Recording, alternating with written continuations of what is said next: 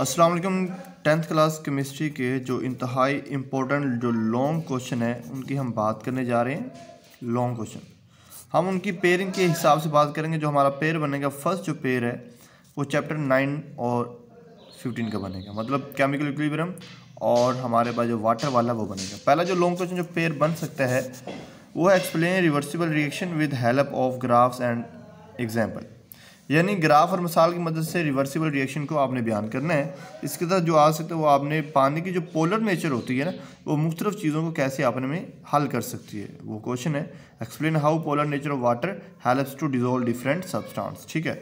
तो इससे आगे जो हमारा जो पेयर है वो ये बन सकते हैं, describe equilibrium constant and it's units with suitable example, ठीक है। मिसालों की मदद से इक्विलिब्रियम कांस्टेंट की तारीफ और इसके यूनिट्स बयान करें।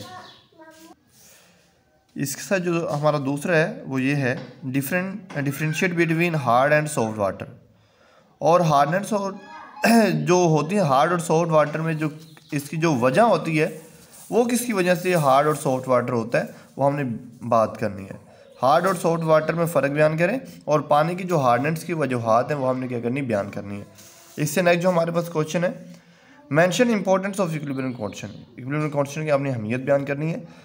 इससे इसके साथ जो पेयर बन सकता है, जो दूसरा है जो चैप्टर 15 का है, वो आपने करना है। जो वाटर बोर्न डिजीज़ है, पानी की वजह से जो बीमारियां होती हैं, वो कोई से आप 5 कर लें, ठीक है। इससे नेक्स्ट है, आपने जो मैथ्स ऑफ एक्शन है ना उसको करना है। उसमें जो जनरल इक्वेशन है वो हमने लाजमी करनी है। और हमारे पास टेम्परेरी और परमानेंट हार्डनेस, इसके साथ जो 15 चैप्टर है वो कैसे उनको हम रिमूव कर सकते हैं, कोई एक आपने तरीका बयान करना है, ठीक है। और अब हम बात करते हैं, नेक्स्ट की बात करते हैं, ठीक है।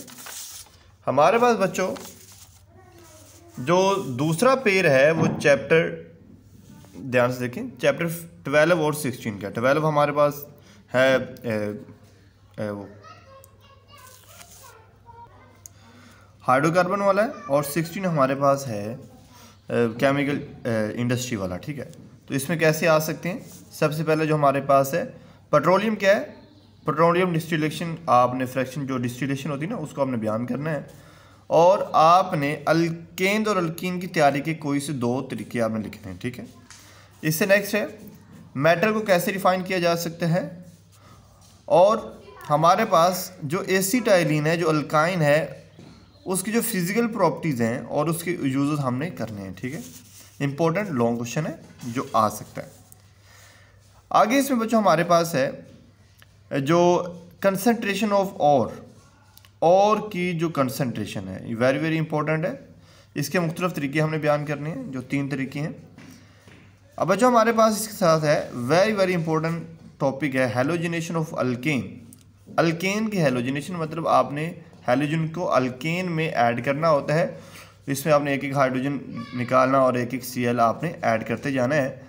तो इसमें आपने देखना सूरज की तेज़ रोशनी और मध्यम रोशनी। सूरज की तेज़ रोशनी में बच्चों हमें पता है ये एक धमाका खेज रिएक्शन होता है, तो लिहाजा हम सूरज की जो स्लो रोशनी होती है उसमें इसको हम प्रोसीड करवाते हैं। नेक्स्ट बच्चों हमारे पास है यूरिया की तैयारी का तरीका आपने बयान करना है, ठीक है। और इसके साथ आपने इसकी जो फ्लो शीट डायग्राम उसको बयान करना है और इसकी इम्पोर्टेंस आपने मेंशन करनी है। हमारे पास नेक्स्ट है, आपने बयान करना है अल्केन्स की फिजिकल प्रॉपर्टीज़ और इस्तेमालात, ठीक है। Very very important, last time आया भी हुआ है, ठीक है। अल्केन की तमाम खसूसियात और इस्तेमालात बयान करने हैं। और नेक्स्ट हमारे पास है सोलर प्रोसेस की मदद से आपने सोडियम कार्बोनेट को तैयार करना है, ठीक है। सोलर प्रोसेस को आपने यूज़ करके सोडियम कार्बोनेट की तैयारी करनी है और इसकी जो फ्लो शीट डायग्राम है उसको भी आपने बयान करना है। इसके साथ हमारे पास है हाइड्रोकार्बन क्या है, जो चैप्टर 12 है, और इसकी क्लासिफिकेशन। बच्चों इसी चैप्टर के अंदर हाइड्रोकार्बन के अंदर है अल्कीन और अल्काइन के जो रिएक्शन है ना KMnO4 के साथ, किसके साथ, MnO4 के साथ, मतलब जो ऑक्सीडेशन अल्कीन की और अल्काइन की, ये भी आपने इसमें ऐड कर लेना है तो आपके लिए बेस्ट हो जाएगा। और लास्ट जो हमारे पास पेयरिंग है वो चैप्टर हमारे पास जो मतलब जो पेयरिंग लास्ट हमारे पास आ रही है, जो तीसरा जो क्वेश्चन आपका बनेगा वो चैप्टर 10 और 13 का, मतलब एसिड बेस साल्ट वाला है और जो हमारे बायोकेमिस्ट्री वो वाला है, ठीक है। सबसे पहले एसिड के जो रिएक्शंस हैं उनको आपने अच्छे से देख लेना है, इंपॉर्टेंट है। और जो चैप्टर जो आपका बायोकेमिस्ट्री वो प्रोटीन क्या है और प्रोटीन में आपके पास इसके सोर्स और यूजेस हैं, और इसमें आपका टॉपिक है जो अमीनो एसिड के जो बिल्डिंग ब्लॉक्स हैं वो भी मैंने इधर लिखा हुआ है, ठीक है। वेरी वेरी इंपॉर्टेंट है, आप आ सकते हैं। आरएनए और डीएनए में फ़र्क बयान करें, ठीक है। उसके साथ हमारे पास एसिड और बेसिस के यूजेस आपने बयान करने हैं, ठीक है। वेरी इंपॉर्टेंट है, पेपर में लास्ट टाइम आए भी हुए हैं। नेक्स्ट हमारे पास एसिड और बेसिस की, इसको मैंने थोड़ा सा ये जो हमारा ये सेकंड चैप्टर है इसमें इधर ही आना था, लेकिन इसमें इधर कोई बात नहीं है, आपका पेयर वैसे बन जाएगा। एसिड और बेसिस की जनरल खसूसियत बयान करनी है आपने, जो पहले पेज पे पढ़ा हुआ है, ठीक है। एसिड का जाकर तुरश होता है और बेस का कड़वा होता है, ये आपने करना है।